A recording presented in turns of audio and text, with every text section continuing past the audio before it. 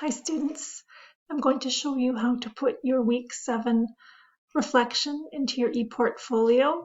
So you're going to click on the classwork tab and you are going to copy down these instructions. It says put your week 7 reflection.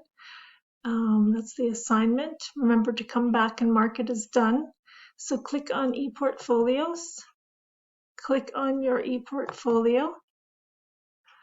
And you can see that you've got your week 7 reflection, so you should click on it and read it, any comments that I have left. Once you've opened it and read it, you're going to slide it into you use your left finger to click on it and hold and slide it up into About Me. Then you choose Move.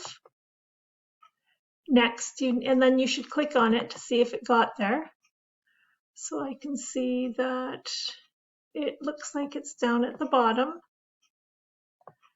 I can just scroll on the side. I can move down and see it. Oh, there it is, week 7. Good. So now I click on my name to get back to the main page and click on Inventory Sheets. Double click on the picture. And now I'm going to double click at the bottom on All About Me. And this student is very well organized, so it's hard for me to see everything, so I'm going to zoom in by clicking 50%.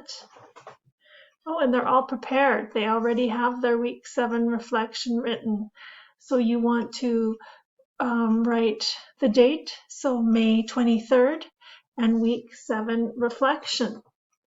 So excellent work. And that is how you do it. So now to go back, you are going to click the back arrow.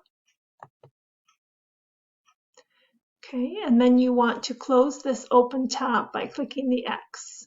Click back on your name, and there you come back to the main page. So that is how, and then of course you want to come back, close the X, go back to this classwork for week 8, and you want to mark it as done.